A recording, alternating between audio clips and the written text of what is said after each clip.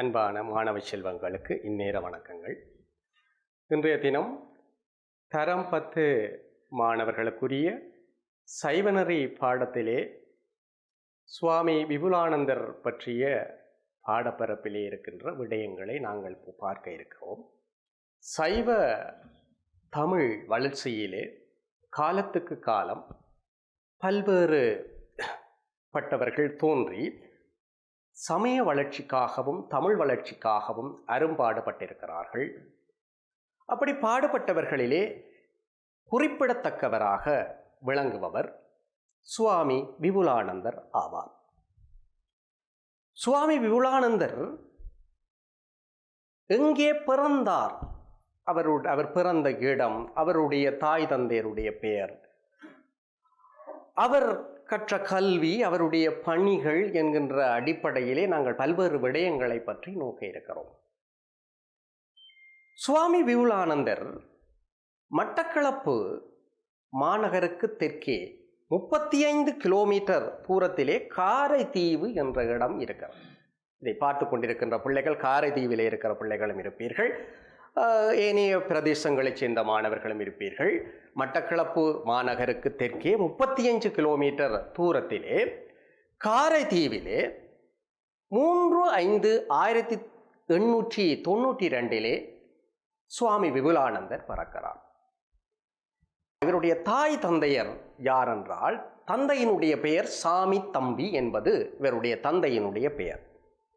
தாயார் கண்ணம்மை. இவர்களுடைய மகனாக பிறந்தவர் தான் சுவாமி விபுலானந்தராக இருக்கிறார்.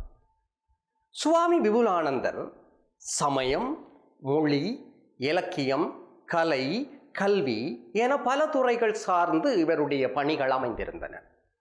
சமயம் சார்ந்து பல்வேறுபட்ட பணிகளை, சைவ சமயம் சார்ந்து பல்வேறுபட்ட பணிகளை செய்திருக்கிறார்.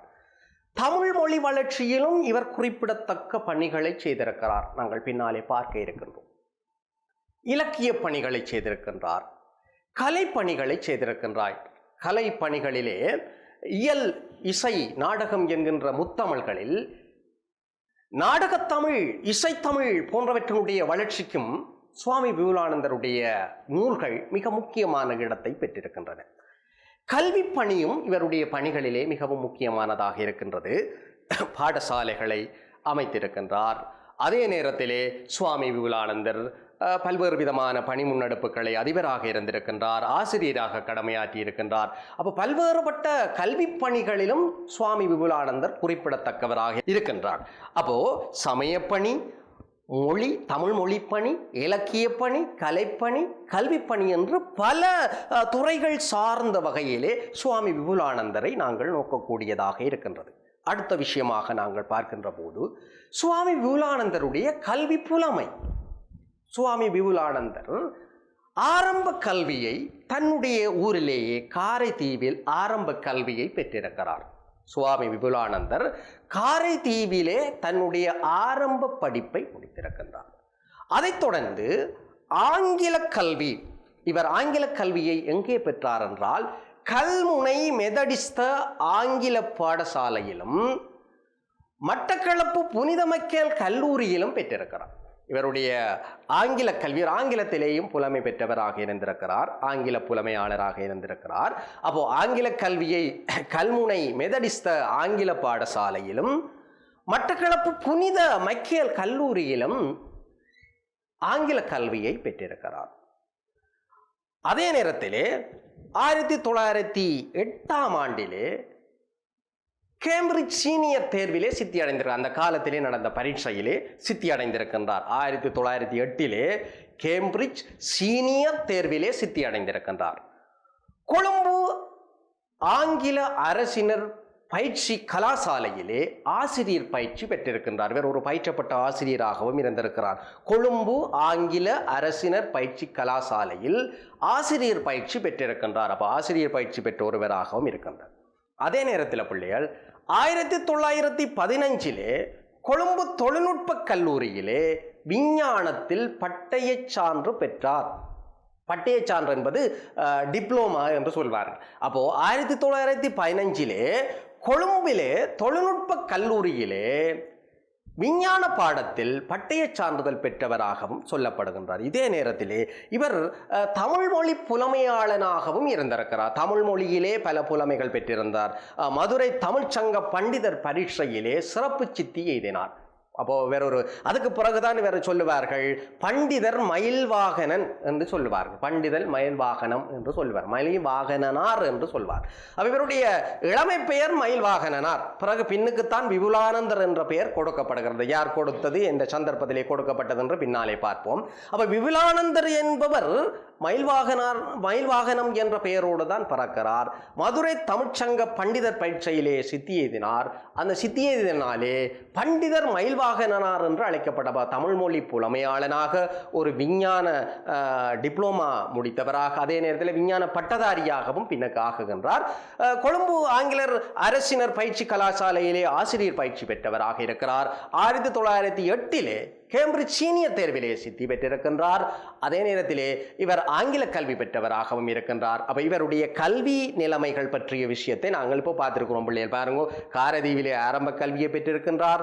ஆங்கில கல்வியை கல்முனை மெதடிஸ்த ஆங்கில பாடசாலையிலும் மட்டக்களப்பு புனித மைக்கேல் கல்லூரியிலும் பெற்றிருக்கிறார். 1908 கேம்பிரிட்ஜ் சீனியர் தேர்விலே சித்தி பெற்றிருக்கின்றார். கொழும்பு ஆங்கில அரசினர் பயிற்சி கலாசாலையிலே ஆசிரியர் பயிற்சி பெற்றவராகவும் இருக்கின்றார். 1915 கொழும்பு தொழில்நுட்ப கல்லூரியிலே விஞ்ஞானத்திலே பட்டய சான்றிதழ் என்பது டிப்ளோமா பெற்றிருக்கின்றார்.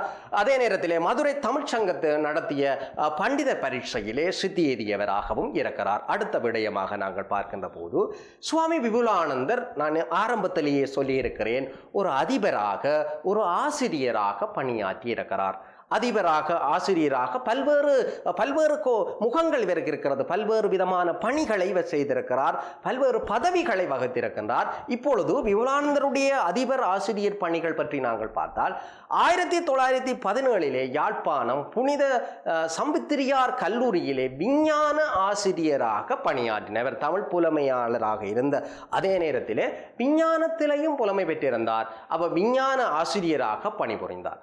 1920 மானிப்பா இந்து கல்லூரியிலே, யாழ்ப்பாணத்திலே இருக்கின்ற மானிப்பா இந்து கல்லூரியிலே அதிபர் பொறுப்பினை ஏற்று அதிபராக பணியாற்றியும் இருக்கிறார். அப்ப சுவாமி விபுலானந்தர் ஒரு அதிபராக, ஒரு ஆசிரியராக பணியாற்றியிருந்தார் என்பது குறிப்பிடத்தக்க விடயமாக இருக்கிறது பிள்ளைகள்.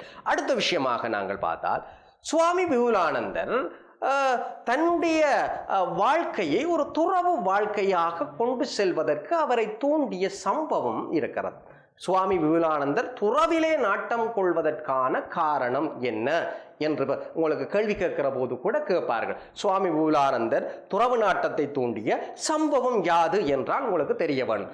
மானிப்பா இந்து கல்லூரியிலே முகாமையாளராகவும், விபுலானந்தரின் நண்பராகவும், சைவ சித்தாந்த புலமையாளராகவும் இருந்த திருமூனா திருவிளக்கம் என்பவரது மரணம்.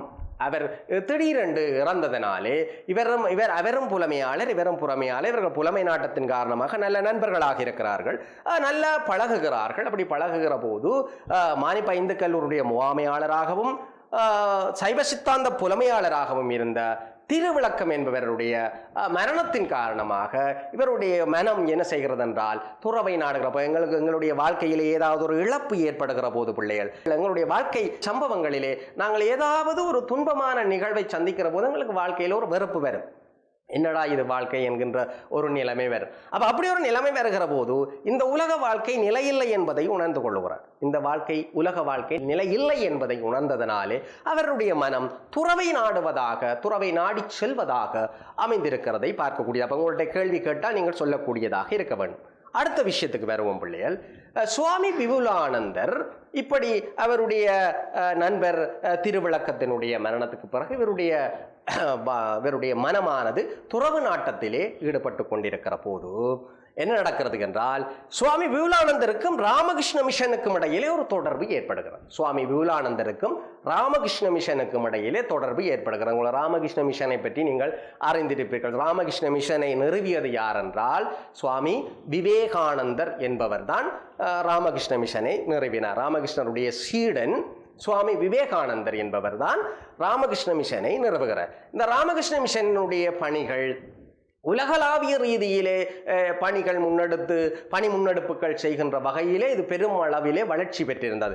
ஏனென்றால் சுவாமி விவேகானந்தருடைய போதனைகள், அந்த போதனைகளின் பால் ஈர்க்கப்பட்ட பெருந்தொகையானவர்கள் ராமகிருஷ்ண மிஷன் சார்ந்து இயங்குகின்ற வகையிலே தொழிற்பட்டு கொண்டார்கள். உலகளாவிய ரீதியிலே ராமகிருஷ்ண மிஷன் மிகுந்த செல்வாக்கை பெறுகிறது. ஏனென்றால் இந்த ராமகிருஷ்ண மிஷன் துறவை மட்டும் வலியுறுத்துவதாக இல்லாமல் மக்களுக்கு சேவை செய்வதாகவும் மக்களுடைய துயர் துடைக்கின்ற ஒரு அமைப்பாகவும் இது தொழிற்பட்டிருக்கின்றது.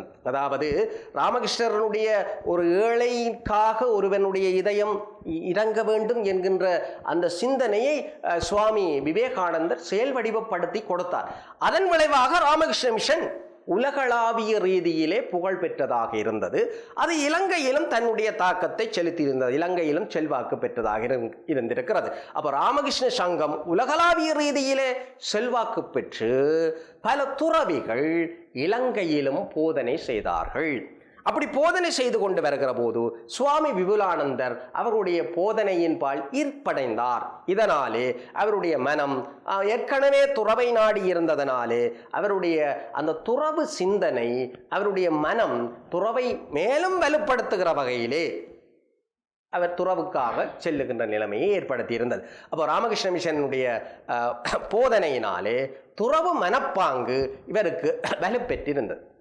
அடுத்த விஷயமாக பார்த்தார் பிள்ளைகள், இந்த ராமகிருஷ்ண மிஷன் வெளியிட்டு வந்த ராமகிருஷ்ண விஜயம் என்கின்ற தமிழ் மொழி சஞ்சிகைக்கும் வேதாந்த கேசரி என்கின்ற ஆங்கில மொழி சஞ்சிகைக்கும் ஆசிரியராக விளங்கிய பெருமைக்குரியவராக இருக்கிறார். இப்போ ராமகிருஷ்ண மிஷன் பல்வேறு சஞ்சிகைகளை வெளியிட்டிருக்கிறது. அப்படி அந்த ராமகிருஷ்ண மிஷனாலே வெளியிடப்பட்ட சஞ்சிகைகளிலே முக்கியமானது ராமகிருஷ்ணன் விஜயம், வேதாந்த கேசரி.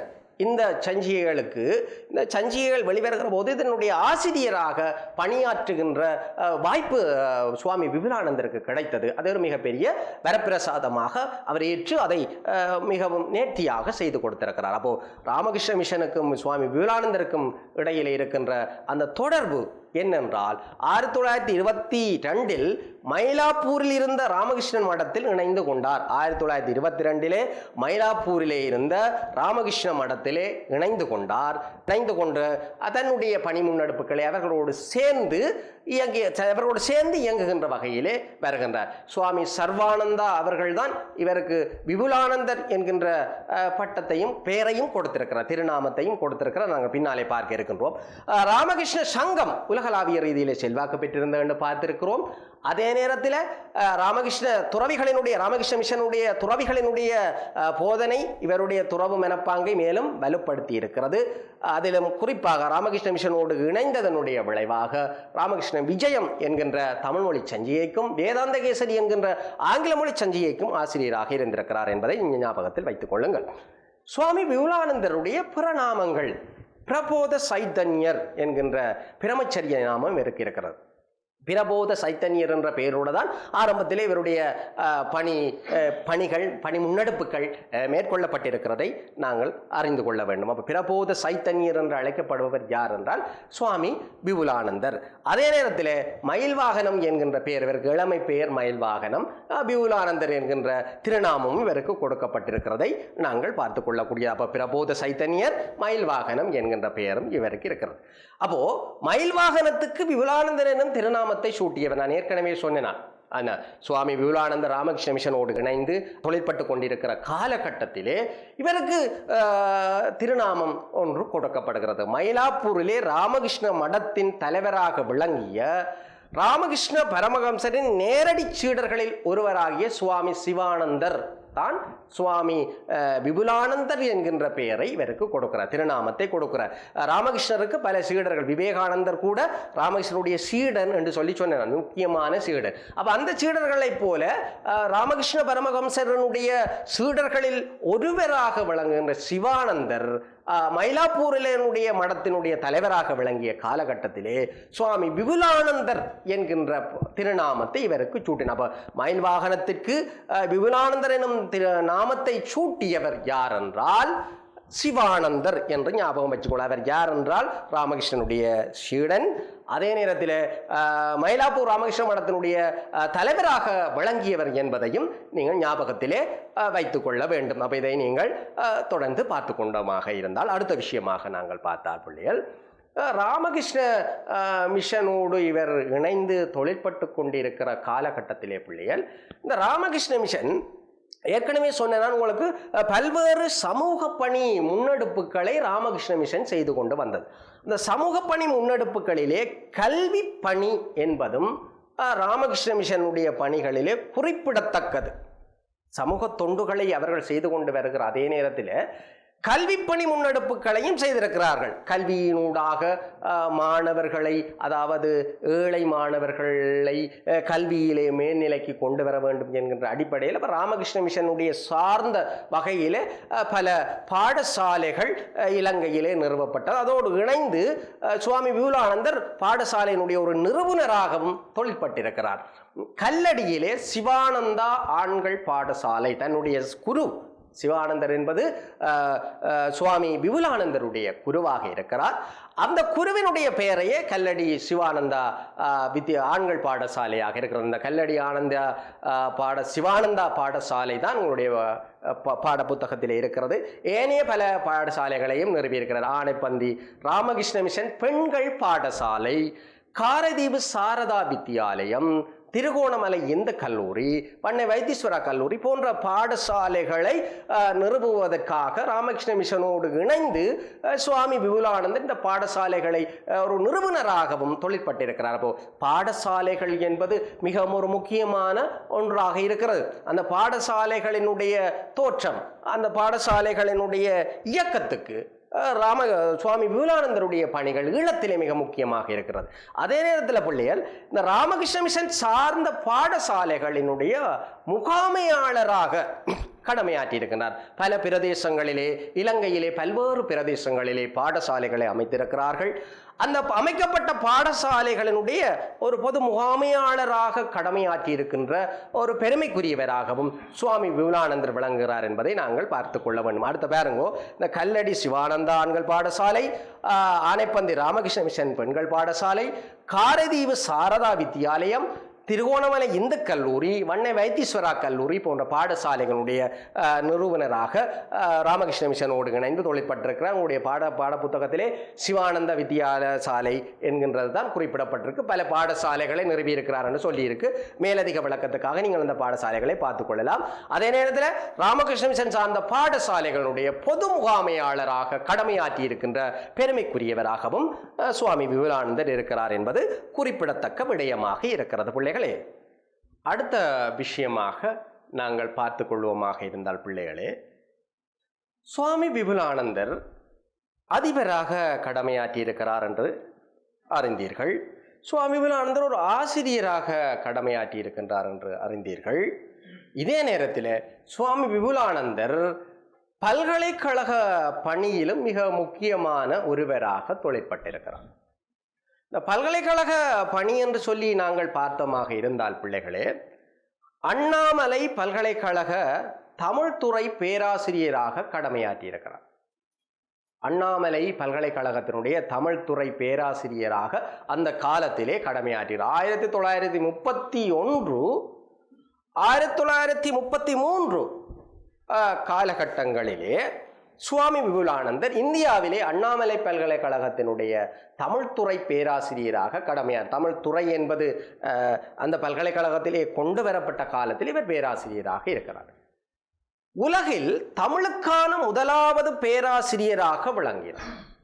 உலகத்திலேயே முதலாவது தமிழ் பேராசிரியர் ஆக விளங்கியவர் சுவாமி விபுலானந்தர். மறக்கப்படார், உங்களுக்கு எந்த காலத்திலேயும் இது தேவைப்படும். உலகிலே தமிழுக்கான முதலாவது பேராசிரியராக விளங்கியவர் என்கின்ற பெருமைக்குரியவர்.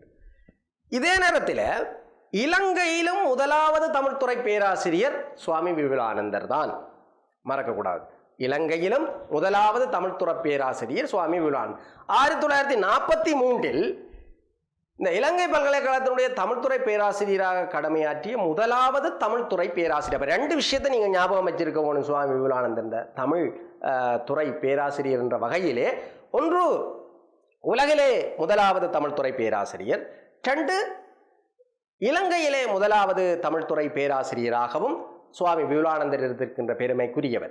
அப்போ அண்ணாமலை பல்கலைக்கழக தமிழ்துறை பேராசிரியராக கடமையாற்றி இருக்கின்றார். ஈழத்திலே இலங்கையிலே 1943ஆம் ஆண்டு காலப்பகுதியிலே தமிழ்துறை பேராசிரியராக கடமையாற்றி இருக்கின்றார். அப்போ ரெண்டு பெருமைகள் இவருக்கு இருக்குன்னு சொன்னார். ஒன்று உலகத்தின் முதலாவது தமிழ்துறை பேராசிரியர், இரண்டாவது இலங்கையினுடைய முதலாவது தமிழ்துறை பேராசிரியராக. இவரை தொடர்ந்து பல்வேறு பேராசிரியர்கள் இன்று வரை வந்து கொண்டிருக்கின்றார்கள். அப்போ சுவாமி விபுலானந்தர் பற்றிய பல்கலைக்கழக பணி பற்றிய விஷயத்தை நாங்கள் இப்படி சிந்திக்கக்கூடியதாக இருக்கிறது. தொடர்ச்சியாக நாங்கள் அடுத்த கட்டமாக நாங்கள் பார்த்தமாக இருந்தால், சுவாமி விபுலானந்தர், நான் முதலே சொல்லி இருக்கின்றேன், இவர் ஒரு பல்முறைப்பட்ட பணியாளனாக இருந்திருக்கிறார். பல்வேறு அமைப்புகளுடனும் பல்வேறு நிறுவனங்களுடனும் தொடர்பட்டு ஒரு பணியாளனாக இருந்திருக்கின்றார். மதுரை தமிழ் சங்கத்திலே தொடர்புடையவராக இருந்திருக்கிறார். கரந்தை தமிழ் சங்கம், சைவ சித்தாந்த மகா சமாசம், சென்னை மாகாண தமிழ்ச்சங்கம், சென்னை பல்கலைக்கழகம் போன்றவற்றிலும் இவருடைய தொடர்பு இருந்திருக்கிறது. இவருடைய பங்களிப்பும் அவருடைய அந்த சங்கத்தினுடைய அந்த தமிழ்ச்சங்கங்களினுடைய வளர்ச்சிக்கு உதவியானதாக இருந்திருக்கிறது. அப்போ திருப்பி ஒரு கத்திஞ்சி சிந்தித்தால், மதுரை தமிழ்ச்சங்கம், கரந்தை தமிழ்ச்சங்கம், சைவ சித்தாந்த மகாசபை, சென்னை மாகாண தமிழர் சங்கம், சென்னை பல்கலைக்கழகம் போன்றவற்றிலும் சுவாமி விபுலானந்தர் தொடர்பட்டவராக இருக்கிறார் என்பதை குறித்து வைத்துக் கொள்ளுங்கள். அடுத்த விஷயமாக நாங்கள் பார்த்தமாக இருந்தால், சுவாமி விபுலானந்தருடைய கலைப்பணி. அப்போ ஏற்கனவே நாங்கள் இயல், இசை, நாடகம் என்கின்ற தமிழினுடைய வளர்ச்சிக்கு சுவாமி விபுலானந்தருடைய பணிகள் மிக முக்கியமானதாக இருந்திருக்கிறது என்று நாங்கள் பார்த்திருக்கிறோம். அந்த வகையிலே பிள்ளைகள் கலைப்பணியிலே இசை, நடனம், இசை, நாடகம் என்கின்ற இரண்டு கலைகளினுடைய வளர்ச்சியிலும் சுவாமி விபுலானந்தர் மிகவும் முக்கியமான ஆளாக இருக்கிறார். இந்த அண்ணாமலை பல்கலைக்கழகத்திலே பேராசிரியராக பணியாற்றிய காலத்திலே இசை பற்றிய ஆராய்ச்சிகளிலே ஈடுபட்டிருக்கிறார். இசை பற்றிய இவருடைய அந்த ஆராய்ச்சி இசை உலகுக்கு மிகப்பெரிய வரப்பிரசாதமாக இருக்கிறது. இசை உலகுக்கு சுவாமி விபுலானந்தருடைய ஆராய்ச்சி மிகப்பெரிய வரப்பிரசாதமாக இருக்கிறது. அப்போ இசை பற்றி சொல்லுகிற நூல்களிலே மிக முக்கியமான ஒரு நூல் இவராலே படைக்கப்பட்ட நூலாக இருக்கிறது. அதாவது யாழ் நூல் என்கின்ற இசை நூலை போற்றுவித்தவர் சுவாமி விபுலானந்தராக இருக்கிறார். அந்த யாழ் நூல் என்பது இசை பற்றி பேசுகிற நூல். இவர் இசை பற்றிய ஒரு ஆராய்ச்சியாளனாக விளங்கி இருக்கிறார். இசை பற்றி இல்லை, பொதுவாகவே இவர் ஒரு ஆராய்ச்சியாளனாக விளங்கி இருக்கிற பெருமைக்குரியவராகவும் இருப்பவர் தான் பிள்ளைகள் இந்த சுவாமி விபுலானந்தர். சுவாமி விபுலானந்தர் எங்களுடைய இலங்கையினுடைய வரலாற்றிலே மிகவும் குறிப்பிடத்தக்க ஒரு முக்கியத்துவமான ஒருவர் என்பது நாங்கள் எங்களுடைய மனதிலே வைத்துக் கொள்ள வேண்டும். அவர் சமயப்பணி மட்டுமல்ல, தமிழ் இசை போன்ற கலையினுடைய வளர்ச்சிகளுக்கெல்லாம் மிகப்பெரிய பங்காளனாக விளங்கி இருக்கிறார் என்பது குறிப்பிடத்தக்கதாக இருக்கிறது.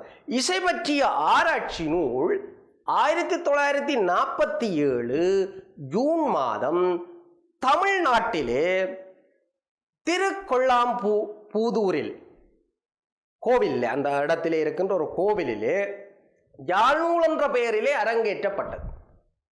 அப்போ மிக முக்கியமான ஒரு இசை நூல். அப்ப யாழ் நூலை யார் எழுதினார் என்றால் நீங்க மறக்காம சொல்லக்கூடியதா இருக்க வேணும். யாழ் நூலை எழுதியது சுவாமி விபுலானந்தர் என்று மறக்காமல் நீங்கள் அதை சொல்லக்கூடியதா இருக்கணும். அப்போ அவர் அண்ணாமலை பல்கலைக்கழகத்திலே பணியாற்றிய காலத்திலே இசை பற்றிய ஆராய்ச்சியிலே ஈடுபட்டார். அந்த இசை பற்றிய ஆராய்ச்சி அவர் ஒரு யாழ் நூல் என்கின்ற ஒரு நூலை படைப்பதற்கு அடிப்படையாக அமைந்திருக்கிறது. அந்த நூல் 1947 ஜூன் மாதம் இந்தியாவிலே திருக்கொள்ளாம்புதூரிலே இருக்கின்ற கோவிலிலே என்ன செய்யப்பட்டது என்றால் அரங்கேற்றப்பட்டது என்று பெருமைக்குரியதாக இருக்கிறது. அதைவிட பார்த்தால் பிள்ளைகள் சுவாமி விபுலானந்தருடைய மதங்க சூளாமணி என்கின்ற நாடக நூலும் நாடக உலகுக்கு கிடைத்த மிக பெரும் பிரசாதமாக இருக்கிறது. அப்போ நாடகம் பற்றிய ஆராய்ச்சியும் சுவாமி விபுலானந்தருடைய அந்த நூலிலே மிகவும் முக்கியமானதாக இருக்கிறது. அப்போ மதுரை தமிழ்ச்சங்கத்தில் மேற்கொண்ட சொற்பொழிவு, அப்போ மதுரை தமிழ்ச்சங்கத்திலே சொற்பொழிவாற்றுகிறார். அந்த சொற்பொழிவிலே நாடகம் பற்றி உரையை ஆற்றுகிறார். அந்த உரை தான் மதங்க சூளாமணி என்ற நாடக நூலாக வெளியிடப்படுகிறார். 1926 அச்சங்கத்தினாலே மதங்க சூளாமணி என்ற நாடக நூலாக வெளியிடப்பட்டிருக்கிறது. அப்ப மறக்கக்கூடாது, ஞாபகம் வச்சுக்கொள்ள வேண்டும்.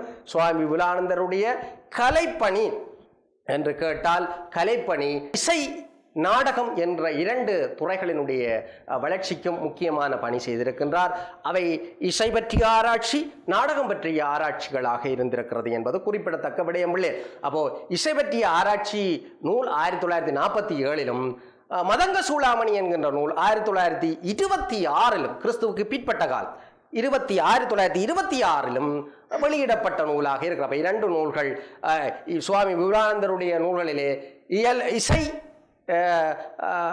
நாடகம் என்பவற்றுக்கான நூல்கள் எவை என்று சொல்லி ஒரு கேள்வி கேட்டால், இசைக்காக யாழ்நூல், நாடகத்துக்காக மதங்க சூளாமணி என்கின்ற நூல், 2ஐயும் ஞாபகம் வைத்துக் கொள்ளுங்கள். அப்ப தொடர்ச்சியாக அடுத்த விஷயமாக பார்த்தால், சுவாமி விபுலானந்தர் பிள்ளைகள் பல்வேறு சஞ்சிகைகள், நூல்கள், பத்திரிகைகள் தொடர்பான பணிகளிலே தன்னை முற்றுமுழுதாக ஈடுபடுத்தி கொண்டார்.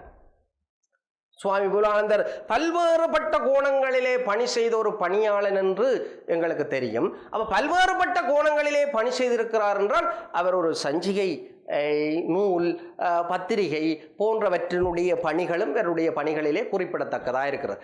ராமகிருஷ்ண விஜயம் எனும் தமிழ் மொழி சஞ்சிகைக்கும் வேதாந்தகேசரி என்ற ஆங்கில மொழி சஞ்சிகைக்கும் ஆசிரியராக விளங்கினார். முதலாவது நாங்கள் முன்னுக்கு பார்க்கிற போது ராமகிருஷ்ண மிஷனுக்கும் சுவாமி விபுலானந்தருக்கும் இடையிலே இருக்கிற தொடர்பு என்கின்ற பார்க்கிற போது அந்த விஷயத்தை நாங்கள் ஏற்கனவே பார்த்திருக்கின்றோம். என்ன, ராமகிருஷ்ண விஜயம் மற்றது வேதாந்தகேசரி போன்ற நூல்களினுடைய ஆசிரியராக இவர் கடமையாற்றி இருக்கின்றார். அப்போ அந்த சஞ்சிகைகளுக்கு ஆசிரியராக கடமையாற்றி இருக்கின்ற பெருமைக்குரியவராக இருக்கிறார். இதே நேரத்தில் பிள்ளைகள் விவேகானந்தம் எனும் இதழின் ஆசிரியராகவும் பணிபுரிந்தார். விவேகானந்தம் என்ற நூலும் அந்த காலத்திலே வெளியிடப்பட்டிருக்கிறது. அப்ப அந்த நூலினுடைய ஆசிரியராகவும் இவர் பணிபுரிந்திருக்கின்றார். இசை ஆராய்ச்சி நூலான யாழ் நூலை வெளியிட்டார். அதை ஏற்கனவே பார்த்தோம். ஏன்னா இசை பற்றிய கலைப்பணிக்குள்ளே பார்த்தோம். இசை பற்றிய ஆராய்ச்சி நூலான யாழ் நூலை வெளியிட்டார். நாடகத்துறை சார்ந்த ஆராய்ச்சியின் விளைவால் மதங்க சூளாமணி என்ற நூல் வெளியிடப்பட்டது. அப்ப மதங்க சூளாமணி 1926 காலப்பகுதியிலே வெளியிடப்படுவதற்கு இவருடைய அந்த சொற்பொழிவு காரணமாக இருந்தது. அப்ப மதங்க சூளாமணி என்கின்ற நூலும் சுவாமி விபுலானந்தருடைய நூலாக நாங்கள் பார்த்து கொள்ள வேண்டும். அடுத்தது மாயாவதி ஆச்சிரமத்தில் வெளிவந்த பிரபுத்த பாரத இதழின் ஆசிரியராகவும் பணியாற்றி இருக்கின்றார். பிரபுத்த பாரத என்ற இதழினுடைய ஆசிரியராகவும் சுவாமி விபுலானந்தர் பணியாற்றியவராக நாங்கள் பார்க்கக்கூடியதாக இருக்கு. அப்போ சுவாமி விபுலானந்தருடைய பணிகளிலே ராமகிருஷ்ண விஜயம் எனும் தமிழ் மொழி சஞ்சிகைக்கும் வேதாந்தகேசரி என்ற ஆங்கில மொழி சஞ்சிகைக்கும் ஆசிரியராக பணியாற்றி இருக்கின்றார். அடுத்தது விவேகானந்தம் என்ற இதழினுடைய ஆசிரியராக பணிபுரிந்திருக்கின்றார். அடுத்தது இசை ஆராய்ச்சி நூலான யாழ் நூலை வெளியிட்டிருக்கின்றார். அதே நேரத்தில் நாடகத்துறை சார்ந்த ஆராய்ச்சியினுடைய விளைவாக மதங்க சூளாமணி என்ற நூலை வெளியிட்டிருக்கிறார். மாயாவதி ஆச்சிரமத்திலே வெளிவந்த பிரபுத்த பாரத இதழின் ஆசிரியராக பணியாற்றி இருக்கின்றார். இதைவிட பிள்ளைகள் சுவாமி விபுலானந்தர் பல்வேறு விதமான பணி முன்னெடுப்புகளை செய்திருக்கின்றார். அந்த இலக்கிய பணி முன்னெடுப்புகளை சமயம் சார்ந்த பல நூல்களை படைத்திருக்கின்றார். சமயம் சார்ந்த பல நூல்களை படைத்திருக்கின்றார். அடுத்ததாக நாங்கள் பார்த்தமாக இருந்தால் சமயம் சார்ந்த நூல்கள் பலவற்றை சுவாமி விபுலானந்தர் படைத்திருக்கிறார். பின்னுக்கு நாங்கள் தொடர்ச்சியாக பார்க்க இருக்கின்றோம். அந்த வகையிலே அடுத்ததாக நாங்கள் பார்த்தமாக இருந்தால் சுவாமி விபுலானந்தருடைய பல்வேறுபட்ட பணிகள், சுவாமி விபுலானந்தருடைய பல்வேறுபட்ட பணிகள் பாருங்கள். ஒரு பத்திரிகையாளனாக விளங்கி இருக்கிறார். பாடசாலை நிறுவனராக பாடசாலைகள் பலவற்றை நிறுவினார். அதாவது ராமகிருஷ்ண மிஷனோடு சேர்ந்து பல்வேறு பாடசாலைகள் நிறுவுகின்ற ஒரு நிறுவனராக சுவாமி விபுலானந்தர் இருந்திருக்கிறார். ஆசிரியராக கடமையாற்றி இருக்கின்றார். அதிபராக கடமையாற்றி இருக்கின்றார். பல்கலைக்கழக பேராசிரியராக இருந்திருக்கின்றார். பல்வேறுபட்ட ஆய்வுகளை செய்திருக்கின்றார். அந்த ஆய்வு நூல்கள் தான் நாங்கள் இப்போ முன்னுக்கு பார்த்துருக்கிறோம். என்ன அந்த ஆய்வு நூல்கள்? இசை பற்றிய ஆய்வு நூல், நாடகம் பற்றிய ஆய்வு நூல், இதை விட வெவ்வேறுபட்ட பல்வேறு விதமான ஆய்வுகளிலும் சுவாமி விபுலானந்தர் ஈடுபட்டவராக இருக்கிறதை நாங்கள் பார்க்கக்கூடியதாக இருக்கிறது. அடுத்த விஷயமாக நாங்கள் பார்த்தமாக இருந்தால், இந்த சுவாமி விபுலானந்தர் பிள்ளைகள் தமிழ் மொழி, ஆங்கிலம், சமஸ்கிருதம் போன்ற பல்வேறுபட்ட மொழிகளிலே மொழியாற்றல் பெற்ற ஒருவராக இருந்திருக்கிறார் சுவாமி விபுலானந்தர். பல்வேறு தமிழ் மொழி, ஆங்கிலம், சமஸ்கிருதம் போன்ற மொழிகளிலே மொழி புலமையுடையவராக இருந்திருக்கின்றார். அவருடைய அந்த மொழி புலமைதான் இவரை பல்வேறு விதமான பணியாளனாக உருவாக்கி இருக்கிறது. ஒரு ஆய்வாளனாக, ஒரு பத்திரிகையாளனாக, ஒரு நூலாசிரியனாக பல்வேறு விதமான கோணங்களிலே இவர் பணிகள் செய்வதற்கு அவருடைய இருந்த மொழி புலமை. அப்ப தமிழ் மொழி, ஆங்கிலம், சமஸ்கிருதம் போன்ற மொழிகளிலே தேர்ச்சி பெற்ற ஒரு தேர்ச்சியாளனாகவும் சுவாமி விபுலானந்தரை நாங்கள் பார்க்கக்கூடியதாக இருக்கிறது பிள்ளைகள். அடுத்த விஷயமாக நாங்கள் பார்த்தமாக இருந்தால் பிள்ளைகள், சுவாமி விபுலானந்தருடைய சமய பணிகள். சுவாமி விபுலானந்தர் பல்வேறு விதமான பணி முன்னெடுப்புகளை செய்திருக்கிறார். அந்த பணிகளிலே சைவ சமயம் சார்ந்த பணிகள் மிகவும் முக்கியமானதாக இருக்கிறது. சைவ சமயம் சார்ந்த பணிகள் மிகவும் முக்கியமானதாக இருக்குது. அந்த பணிகளிலே பார்த்தால் இலங்கை, இந்தியாவிலே நடைபெற்ற பல்வேறு மாநாடுகளிலே தலைமை தாங்கினார். இப்போ சைவ சமயம் சார்பாக இலங்கையிலே நடைபெற்ற மாநாடுகள், இந்தியாவிலே நடைபெற்ற மாநாடுகள் போன்ற மாநாடுகளிலே இவர் தலைமை தாங்குபவராக இருந்திருக்கிறார். இதே நேரத்தில் பிள்ளைகள், நான் ஏற்கனவே சொன்னேன், சமயம் சார்ந்த பல இலக்கியங்களை சுவாமி விபுலானந்தர் படைத்திருக்கிறார். அப்ப சமயம் சார்ந்த இலக்கிய படைப்பிலே மிகவும் குறிப்பிடத்தக்க ஒருவராக இருக்கிறார். முதலாவது பார்த்தால் மகாலட்சுமி தோத்திரம். இந்த மகாலட்சுமி தோத்திரம் என்பது பெண் தெய்வத்துக்குரிய தோத்திர பாடலாக இருக்க மகாலட்சுமி தோத்திரம் என்பதை பாடியிருக்கிறார். நடராஜர் வடிவம், நடராஜர் வடிவம், நடராஜருடைய வடிவத்தை பாடியிருக்கிறார்.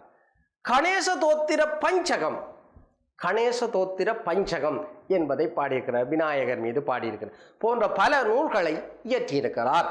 இதே நேரத்தில் பிள்ளைகள் ஈசன் உவக்கும் இன்மலர்கள், ஈசன் உவக்கும் இன்மலர்கள், கோயில்கள் என்பவற்றை வினாவிடை வடிவிலே எழுதினார். அப்போ ஈசன் உவக்கும் இன்மலர்கள், கடவுளுக்கு பிடித்த மலர் என்ன? ஈசன் உவக்கும் இன்மலர்கள், கோயில் போன்றவற்றை வினாவிடை வடிவிலே எழுதியிருக்கிறார். அப்போ சுவாமி விபுலானந்தருடைய சமயப்பணி முன்னெடுப்புகளிலே மிகவும் முக்கியமாக இலங்கை, இந்தியாவிலே நடைபெற்ற பல்வேறு மாநாடுகளிலே தலைமை தாங்கியவராக இருக்கின்றார் என்பதை நாங்கள் பார்த்து கொள்ளவும் பிள்ளைகள், நீங்கள் இந்த விஷயங்களை எல்லாத்தையும் மிகவும் அவதானமாக பார்த்து கொள்ள வேண்டியவர்களாக இருக்கிறீர்கள். சுவாமி விபுலானந்தர் ஈசன் உவக்கும் இன்மலர் என்று சில பாடல்களை இயற்றியிருக்கின்றார். இவர் ஒரு மிக பெரும் கவிஞனாக இருந்திருக்கிறார். சுவாமி விபுலானந்தர் பல்வேறு திறன்கள் கொண்டவர். அப்போ ஒரு கவிஞனாக இருந்திருக்கிறார். அப்போ அவருடைய கவிப்புலமை அவருடைய கவிதைகளிலே வெளிப்பட்டு நிற்கிறது. இந்த ஈசன் உவக்கும் இன்மலர்கள் போன்றவற்றிலே அவருடைய கவிப்புலமையை பார்க்கக்கூடியதாக இருக்கிறது. அந்த ஈசன் உவக்கும் இன்மலர் என்பதிலே பாருங்க, இப்ப கடவுளுக்கு நாங்கள் வழிபாடாற்றுவதாக இருந்தால் எப்படி வழிபாடாற்ற வேணும் நீங்கள் சிந்தித்து பாருங்கள். நாங்கள் மனதிலே நினைப்பதுண்டு, கடவுளுக்கு கோபுரம் கட்ட வேண்டும், கடவுளுக்கு பல்வேறு விதமான பொருட்களை கொடுத்து வழிபாடாற்ற வேண்டும் என்றெல்லாம் பலவாறெல்லாம் யோசிக்கிறோம். நாங்கள் கடவுளுக்கு நிறைய காசு செலவழித்து கடவுளை வழிபாடாற்றினால்தான் கடவுளினுடைய அருள் கிடைக்கும் என்று நாங்கள் எங்களிலே பல பேர் நினைத்து கொள்ளுகிறோம். அப்படி செய்வது மிகவும் பெரிய புண்ணியம் தான், இல்லை என்று சொல்லவில்லை. ஒரு கோவிலை கட்டுவது மிக பெரும் புண்ணியம் என்பார்கள். ஏனென்றால் பல ஆயிரக்கணக்கானவர்கள் தங்களுடைய மனசாந்திக்காக, மன அமைதிக்காக அந்த இடத்திலே இருப்பதற்கு ஒரு வாய்ப்பினை ஏற்படுத்தி கொடுக்கின்றது மிகப்பெரிய புண்ணியம். ஆனால் நாங்கள் கடவுள் வழிபாடு என்று சொல்லி பார்க்கிற போது, கடவுள் வழிபாடு என்று சொல்லி பார்க்கிற போது கடவுளை நாங்கள் எப்படி வழிபாடாற்றலாம் என்றால் பிள்ளைகள், கடவுளை நாங்கள் போற்றி துதித்தும் வழிபாடாற்றலாம், கடவுளை போற்றி துதித்தும் வழிபாடாற்றலாம், கடவுளை நாங்கள் மனதார நினைத்தும் வழிபாடாற்றலாம், கடவுளை நாங்கள் எங்களுடைய மனதிலே நினைத்தும் வழிபாடாற்றலாம், கடவுளுக்கு நந்தவனம் அமைத்து கொடுத்தும் வழிபாடாற்றலாம். அதான் இந்த சரியை, கிரியை, யோகம், ஞானம் என்று 40 வழிபாடுகள் இருக்கிறப்ப கடவுள் வழிபாட்டிலே பல்வேறு விதமான வழிபாட்டு அம்சங்கள் இருக்கிறது. இதுதான் வழிபாடு என்றது இல்லை. எங்களுடைய மனதிலே இருக்கிற அந்த அன்பு தான் மிகவும் முக்கியம். எப்படி நாங்கள் வழிபாடாற்றி கொண்டாலும் எங்களுடைய மனதிலே வைத்திருக்கின்ற அந்த அன்பு மிகவும் முக்கியமான அந்த அன்பைத்தான் நாங்கள் கடவுளுக்கு பரிசாக கொடுக்க வேண்டியவர்களாக இருக்கும். அப்ப அந்த அன்பைத்தான் நீங்கள் கடவுளுக்கு பரிசாக கொடுங்கள் என்று சுவாமி விபுலானந்தர் கடவுளுக்கு பிடித்தது எது என்ற அடிப்படையிலே பேசுகிறார். இந்த இடத்திலே ஒரு சின்ன ஒரு கதை ஒன்று ஞாபகம் வருகிறது. என்னென்றால், ஒரு இடத்திலே மிகப்பெரிய திருவிழா நடந்து கொண்டிருந்ததாம். திருவிழா நடந்து கொண்டிருக்கிற போது அந்த இடத்திலே ஒரு மிகப்பெரிய கஷ்டப்பட்ட ஒரு ஏழை ஒருவன் ஷர்ட்டெல்லாம் கிழிஞ்சிருக்குது. அவன் கோவிலுக்குள்ளே போக முடியாமல் வெளியிலே நின்றுதான் கடவுளை கும்பிடுவானாம். அப்படி வெளியிலே நின்று கடவுளை வழிபாடாற்றி கொண்டிருக்கிற போது பிள்ளைகள் என்ன நடக்கிறது என்றால், எல்லாரும் கோவிலுக்குள்ளே போய் வருகிறார்கள். வசதியானவர்கள் எல்லாம் போய் வருகிறார்கள். 10 நாள் திருவிழா முடிந்தது. 10 நாள் திருவிழா முடிகிற போது இரவு சிவாச்சாரியாருடைய கனவிலே சுவாமி தோன்றி சொன்னாராம், அந்த வெளியிலே நிற்கின்ற அந்த ஏழைக்குத்தான் என்னுடைய முதலாவது அருள் என்று சொல்லி சொன்னாராம். அப்போ சிவாச்சாரியர் திகைத்து போனார். அந்த வெளியிலே நிற்கிற ஏழைக்கு ஏன் இவ்வளவு மரியாதை, ஏன் அவருக்கு இவ்வளவு பெருமதியான இதை கடவுள் கொடுக்கிறார் என்றால், அந்த வெளியிலே அவர் நிற்கிற போது என்னென்றால், அந்த சுவாமி படத்து ஒரு சுவாமி சிவபெருமானுடைய நின்ற கோலம் ஒன்று வெளியிலே திரையிடப்பட்டிருந்தது. அதை பார்த்து ஒவ்வொரு நாளும் அழுவாராம். ஏன் அழுகிறார் என்றாலாம், ஐயோ சுவாமி இவ்வளவு நாளும் நிற்கிறாரே, இந்த 10 நாளும் நிற்கிறாரே, இவருக்கு கால் எவ்வளவு வலிக்கும் என்று சொல்லி அழுதானாம். பாருங்கள், சுவாமிக்கு கால் வலிக்கும் என்று அழுதுகின்ற பக்தியை பாருங்கள். அப்ப நாங்கள் என்ன செய்வோம், எங்களுக்கு கடவுள் ஏதாவது தர வேண்டும் என்று சொல்லி நாங்கள் நினைப்போம். ஆனால் அவர் என்ன நினைக்கிறார் என்றால், கடவுளுக்கு கால் வலிக்கிறதே என்று நினைத்தப்போ கோவிலுக்குள்ளே போனவர்கள் எல்லாரும் தங்களுக்கு வர வேண்டும் என்று தான் வேண்டி இருப்பார். நான் உனக்கு இதை தாரேன், எனக்கு நீ எனக்கு இதை தான் என்று தான் கேட்டிருப்பார். ஆனால் சுவாமி விபுலானந்தரை பாருங்கள், சுவாமி விபுலானந்தருடைய சிந்தனையை பாருங்கள். அவருடைய சிந்தனையும் கிட்டத்தட்ட இந்த இவருடைய சிந்தனையை போன்றதான். சுவாமிக்கு கால் வலிக்குமே என்று சொல்லி அழுகிறாரே, அழுகிற அழுதவருக்குத்தான் முதல் வரம் என்று கடவுள் சொல்லுகிறார். ஏனென்றால் கடவுளுக்கு கால் வலிக்கிறதே என்று அழுகிறார். அது உயர்ந்த பக்தியினுடைய நிலை. தன்னுடைய ஏழ்மை கோலத்தை நீக்கு என்று சொல்லி கூட அவர் கேட்கவில்லை, உனக்கு கால் வலிக்கும். அதை போல சுவாமி விபுலானந்தருடைய இந்த பாடலை பாருங்கோ, வெள்ளை நிற மல்லிகையோ வேறெந்த மாமலரோ வள்ளர் அடியினைக்கு வாய்த்த மலர் எதுவோ, வெள்ளை நிற பூவுமல்ல வேறெந்த மலருமல்ல உள்ள கமலமடி உத்தமனார் வேண்டுவது. மிக அருமையான பாடல். வெள்ளை நிற மல்லிகையோ, வெள்ளை நிறத்திலே இருக்கின்ற மல்லிகையோ, அப்போ நாங்கள் விதம் விதமாக கடவுளுக்கு பூக்களை பறித்து கொண்டு போய் கொடுப்போம். சில பேர் நிறைய காசு கொடுத்து பூ வேண்டி கொண்டு போய் பூ மாலை வேண்டி கொண்டு போய் சுவாமிக்கு சாத்துறவர்களும் இருக்கிறார். வெள்ளை நிற மல்லிகையோ வேற எந்த மாமலரோ, வேற எந்த மிகப்பெரிய மாமலரோ, மிகப்பெரிய மலர், உலகத்திலே இருக்கிற மிகப்பெரிய மலர் அல்லது சிறப்பான மலர், அதிக விலையான மலர், அப்படி வச்சுக்கொள்ளுவோம். அப்ப வேற எந்த மாமலரோ வள்ளல் அடியினைக்கு வாய்த்த மலர் எதுவோ. அடே, கடவுள் சிவனுக்கு வாய்த்த மலர் எது? ஒரு கேள்வி இருக்கு பாருங்க. வாய்த்த மலர் எதுவோ என்றால் வெள்ளை நிற மல்லிகையோ அல்லது மிகப்பெரிய மாமலரோ, மிகப்பெரிய மலர் அல்லது மிகப்பெரிய காசு கொடுத்து வேண்டுகின்ற மலரோ, அதுவோ எதுவோ என்று பார்த்தால் வெள்ளை நிற பூவும் அல்ல, வேற எந்த மலரும் அல்ல. அடே, கடவுளுக்கு வெள்ளை நிற பூவும் அல்ல, வேற எந்த மலரும் அல்ல, உள்ள கமலமடி உத்தமனார் வேண்டுவது. கடவுள் எதை வேண்டுகிறார் என்றால் எங்களுடைய உள்ளத்தை வேண்டுகிறார், எங்களுடைய உள்ளத்தினுடைய அன்பை வேண்டுகிறார். அந்த உள்ளத்தினுடைய அன்புதான் கடவுள் வேண்டுகின்ற மலராக இருக்கிறது.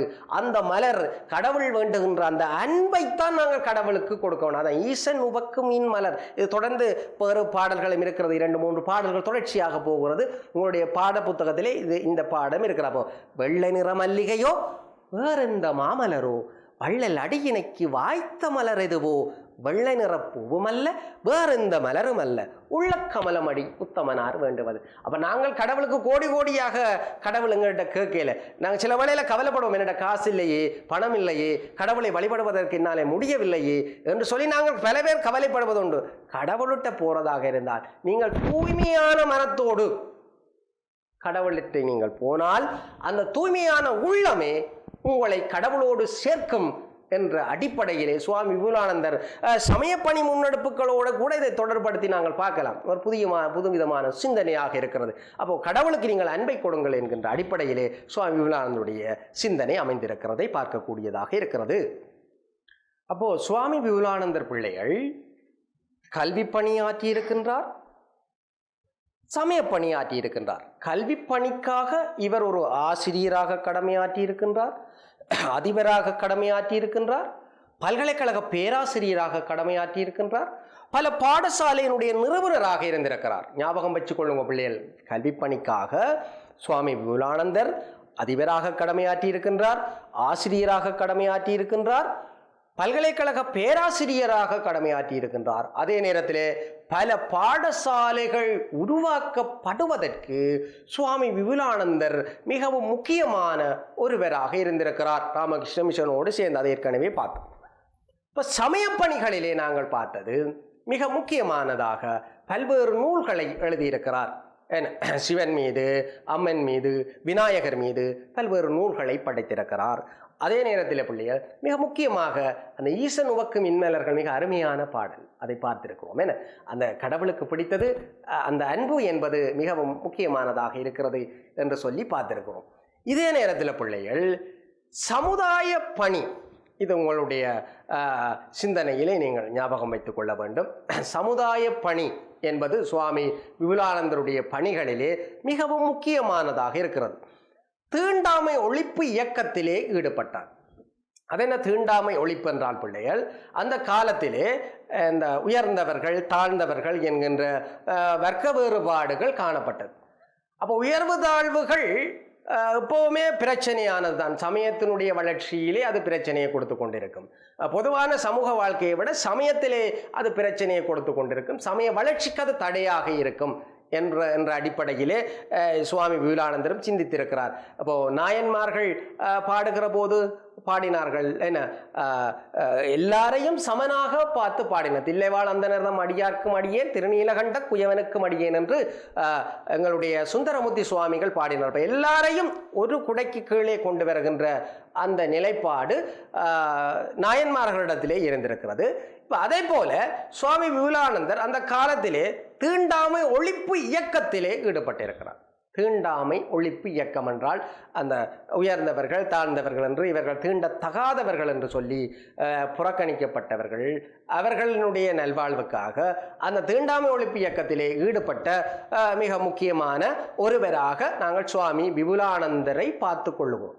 அடுத்த விஷயம் பார்த்தார் பிள்ளைகள், இந்த அனாதை இல்லங்களுக்காக கிராமந்தோறும் அறக்கொடை திட்டங்களை ஏற்படுத்தினார். இந்த அனாதை பிள்ளைகள் பெரும்பாலும் என்றால் வறுமையின் காரணமாகவோ அல்லது ஏதாவது ஒரு சம்பவங்களினுடைய காரணமாகவோ இந்த அனாதை பிள்ளைகளாக பல சிறார்கள் கைவிடப்படுகிறார்கள். இன்று வரை அந்த நிலைமை இருந்து கொண்டுதான் இருக்கிறது.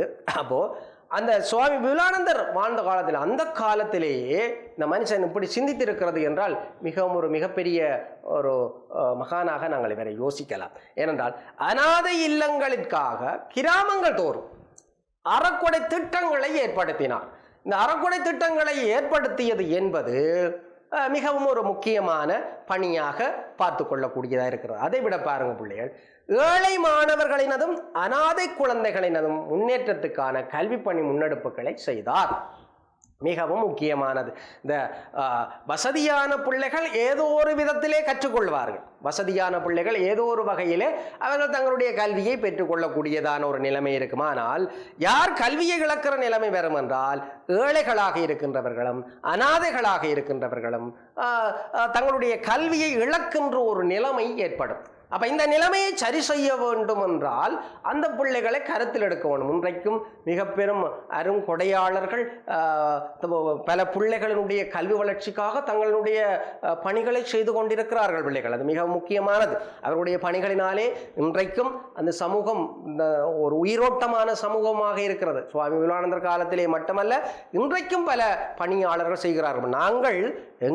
நாங்களும் பிள்ளைகளை எங்களால் இயன்ற பணிகளை அடுத்தவர்களுக்காக செய்கின்றவர்களாக இருக்க வேண்டும், ஏழைகளுக்காக செய்கின்றவராக நாங்கள் இருக்க வேண்டும் பிள்ளைகள். ஏனென்றால் இது மிகவும் முக்கியமான ஒன்றாக இருக்கிறது. ஏனென்றால் எங்களுடைய மனதிலே இந்த மனிதாபிமானம், மற்றவர்களுக்காக இறங்குகின்ற மனநிலை வேண்டும். சுவாமி ராமகிருஷ்ணர், சுவாமி விவேகானந்தர் ஏழைகளுக்காக எவனுடைய இதயம் குருதி கசிகிறதோ அவனை மகாத்மா என்றேன் என்று சுவாமி விவேகானந்தர் ராமகிருஷ்ணனுடைய வழியிலே சொல்லுகிறார். அப்போ ஏழைகளுக்காக இதயம் குருதி கசிய வேண்டும். அப்போ அந்த ஏழைகளுக்காகவும் கைவிடப்பட்டவர்களுக்காகவும் ஏழை மாணவர்களுக்காகவும் உதவுகிறது என்பது மிக முக்கியமானது. சுவாமி விவேகானந்தர் ராமகிருஷ்ண மிஷனோட தொடர்பட்டவராகவும் இருந்திருக்கிறார். அப்போ அந்த தொடர்பின் காரணமாக ராமகிருஷ்ண மிஷனும் ஏழைகளுக்காக அனாதைகளுக்காக இறங்குவதாக இருக்கிறது. அப்போ எல்லோரிடத்திலும் அன்பு செலுத்து அடிப்படை, எல்லோரிடத்திலும் அன்புதான் அந்த அடிப்படையான விஷயமாக இருக்கிறது. அந்த அன்பு என்ற ஒன்று எங்களுக்குள்ளே வந்துட்டு என்றால் மற்ற வேற கோபம், பொறாமை, எரிச்சல் அந்த இயல்புகள் எங்களுக்குள்ளே வராது. நாங்கள் எப்பவும் பிள்ளைகளே எங்களுடைய மனதிலே அடுத்தவர்கள் மீது அன்பு செலுத்தினமாக இருந்தால் அந்த அன்பு மற்றவருடைய குறைகளை மறைத்துவிடும். அப்போ நீங்களும் உங்களுடைய வாழ்க்கையிலே இந்த சமய பாடத்தை நீங்கள் கற்பதனூடாக பிள்ளைகள் பரீட்சையிலே நீங்கள் நல்ல புள்ளி எடுக்க வேண்டும். கட்டாயமாக நல்ல புள்ளி எடுத்து பரீட்சையிலே சமய பாடத்திலும் எடுக்க வேண்டும். எல்லா பாடங்கள்லையும் எடுக்கிறது போல சமய பாடத்திலே நீங்கள் கட்டாயமாக எடுக்கணும். முன்றைய காலத்திலே சமய பாடத்திலே கொஞ்சம் ஆர்வம் குறைந்து கொண்டு போகிறது. இந்த பாடத்தை படிக்கிறதுக்கு, இந்த பாடத்தை நேரம் ஒதுக்குறதிலே எல்லாம் மிகவும் குறைவாக இருக்கின்ற ஒரு நிலைமை இருக்கிறது பிள்ளைகள். அப்போ அதையெல்லாம் விடுத்து நீங்கள் இந்த சமய பாடத்துக்கு முக்கியத்துவம் கொடுக்கிறவர்களாக இருக்க வேண்டும். இதை பரீட்சைக்காக மட்டும் படிக்கக்கூடாது. ஏனைய பாடங்களை நீங்கள் பரீட்சைக்காக மட்டும் படிக்கிறீர்களோ என்னமோ, சமய பாடம் ஒரு வாழ்க்கை. அந்த வாழ்க்கை வாழுவதற்கான இந்த சமய பாடத்தை நீங்கள் இதை படிக்கிறதோட விட்டுவிடக்கூடாது. இவர்களை படிப்பதன் ஊடாக நீங்கள் என்ன செய்ய வேண்டும், உங்களுடைய வாழ்க்கைக்கு இதை நீங்கள் பிரயோகித்துக் கொள்கிறவராக இருக்கணும். ஏழை மாணவர்களுக்காகவும் அனாதைகளுக்காகவும் சுவாமி விவேகானந்தர் அவர்களுடைய கல்வி முன்னெடுப்புகளுக்காக உதவினார் என்றால் அது மிகப்பெரிய ஒரு கருணை. அப்போ அந்த கருணை எங்களுக்குள்ளேயும் வர வேண்டும். மற்றவர்களுக்காக உதவுகின்ற, கைவிடப்பட்டவர்களுக்காக, அதாவது பின்தங்கிய நிலையில் இருக்கிறவர்களுக்காக, வாழ்வினுடைய நிலைமைகளை இழந்திருக்கிறவர்களுக்காக உதவுகின்றவர்களாக இருக்க வேண்டும். அப்போ சுவாமி விவேகானந்தர் ஏழை மாணவர்களினதும் அனாதை குழந்தைகளினதும் முன்னேற்றத்துக்கான கல்விப்பணி முன்னெடுப்புகளை செய்தார். அப்போ தீண்டாமை ஒழிப்பு இயக்கத்திலே ஈடுபட்டிருக்கிறார். அனாதை இல்லங்களுக்கான கிராமந்தோறும் அறக்கொடை திட்டங்களை ஏற்படுத்தி இருக்கிறார். அப்போ அனாதை இல்லங்களுக்காக, அவர்களுடைய நல்வாழ்வுக்காக. அப்போ இப்படியான மனநிலைகள் எங்களுக்குள்ளே வர வேண்டும் பிள்ளைகள். கட்டாயமாக நாங்கள் இந்த மனநிலைகளோடு இருந்தால்தான் எதிர்கால சமூகம் நிலைத்திருக்கும். எல்லோரும் அன்போடு இருந்தால், எல்லோரும் ஒருவர் மீது ஒருவர் கருணை கொள்கின்றவராக, ஒருவருக்கொருவர் உதவுகின்றவராக நாங்கள் இருந்தால் பிள்ளைகள் இந்த உலகம் என்றைக்குமே செழிப்போடும் சிறப்போடும் இருக்கும். அதற்காக நாங்கள் மற்றவர்களுக்கு அன்பு செலுத்தினால் எங்கள் மீது மற்றவர்கள் அன்பு செலுத்துகின்றவர்களாக வருவார்கள்.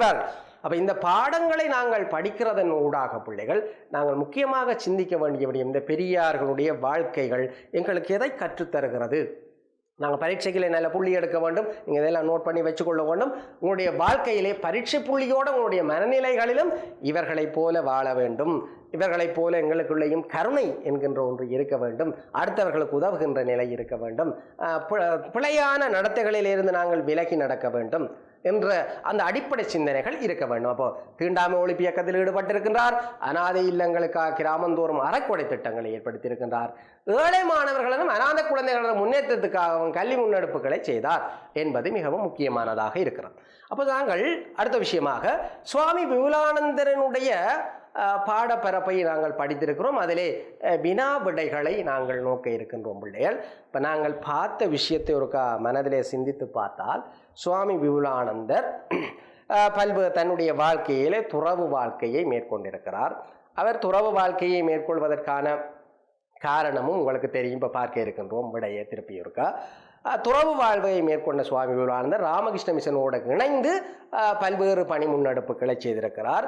ராமகிருஷ்ண மிஷனோடு இணைந்து பல்வேறு பணி முன்னெடுப்புகளை செய்திருக்கின்ற அதே நேரத்தில் பிள்ளைகள் இந்த சுவாமி விவேகானந்தர் கல்வி பணி செய்திருக்கிறார், சமயப்பணி செய்திருக்கிறார், சமூக பணி செய்திருக்கின்றார் என்ற அடிப்படையிலே நாங்கள் பல்வேறு விதமாக சுவாமி விவேகானந்தரை பார்த்து கொள்ளுகின்றோம். இப்போ நாங்கள் முதலாவது வினாவை நாங்கள் இப்போ பார்க்க இருக்கின்றோம். பாருங்கள், முதலாவது வினா, சுவாமி விவேகானந்தரினை துறவில் நாட்டம் கொள்ள செய்த சம்பவம்.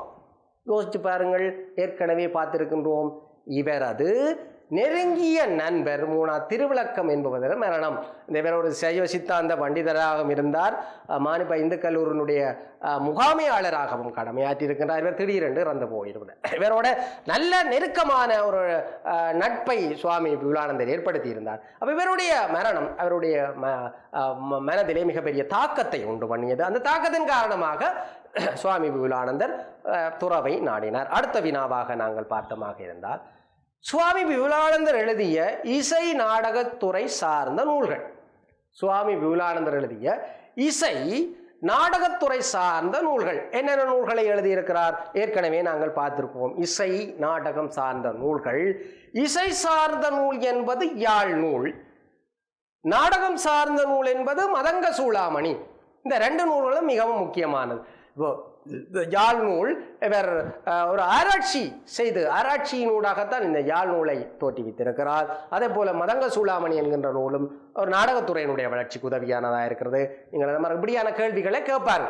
சுவாமி விவேகானந்தர் எழுதிய இசை நூல், சுவாமி விவேகானந்தர் எழுதிய நாடக நூல் பற்றியும் கேட்பார்கள்.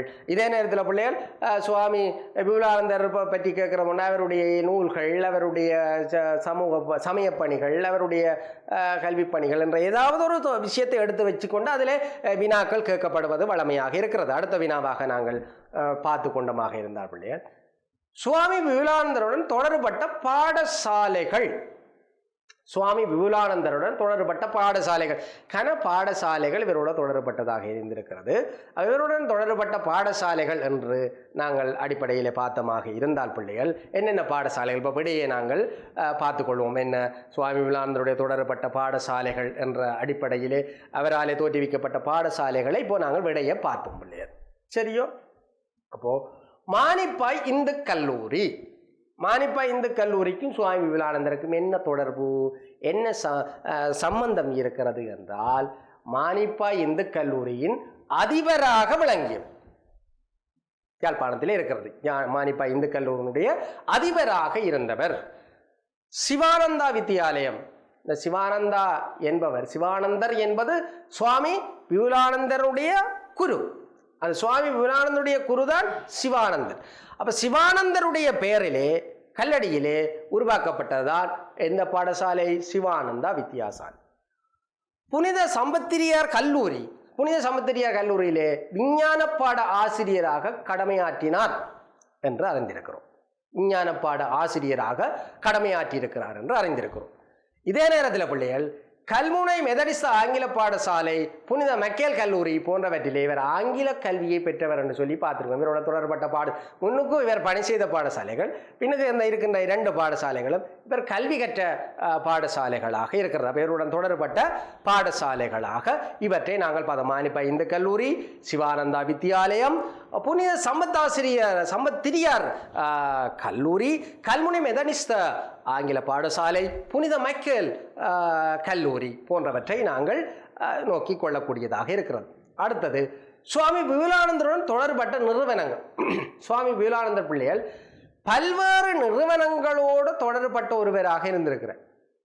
பல்வேறு நிறுவனங்களோடு, உதாரணத்துக்கு பார்த்தால் மதுரை தமிழ் சங்கத்தோட உங்களோட புத்தகத்திலே இருக்கிறது. மதுரை தமிழ் சங்கத்தோடு தொடர்பட்டிருந்தார், கரந்தை தமிழ் சங்கத்தோடு தொடர்பட்டிருந்தார், சைவ சித்தாந்த மகா சமாசத்தோடு தொடர்பட்டிருக்கின்றார், சென்னை மாகாண தமிழ் சங்கத்தோடு தொடர்பட்டவராக இருக்கின்றார், பல பல்கலைக்கழகங்களோடு தொடர்பட்டிருக்கிறார். ஏன்னா இலங்கை பல்கலைக்கழகம், அண்ணாமலை பல்கலைக்கழகம் போன்ற பல்கலைக்கழகங்களிலே தொடர்பட்டதாக இருந்திருக்கிறார். இப்போ அண்ணாமலை பல்கலைக்கழகத்திலே முதலாவது தமிழ்துறை பேராசிரியராக விளங்கினார். உலகத்தின் முதலாவது தமிழ் பேராசிரியர், இலங்கையிலே முதலாவது தமிழ் பேராசிரியர், ஏன்னா இலங்கை பல்கலைக்கழகத்தினுடைய தமிழ் பேராசிரியராக இருந்திருக்கிறார். இலங்கையிலே முதலாவது தமிழ் பேராசிரியராக இருந்தார். சுவாமி விபுலானந்தர் பல்வேறு பல்கலைக்கழகங்களோடும் பல்வேறு நிறுவனங்களோடும் தொடர்பட்டவராக தன்னுடைய பணி முன்னெடுப்புகளை செய்திருக்கிறார். அதே நேரத்தில் ராமகிருஷ்ண மிஷனோடும் சுவாமி விபுலானந்தருக்கு நெருக்கமான ஒரு தொடர்பு இருக்கிறதை நாங்கள் பார்க்கக்கூடியதாக இருக்கிறது. அடுத்த விஷயமாக பார்த்தால் மயில் வாகனத்துக்கு விபுலானந்தர் என்ற திருநாமத்தை சூட்டியவர் யார்? யார் சூட்டியது? ஞாபகம் வந்திருக்கும் என்று நினைக்கிறேன். படியே பார்ப்போம்.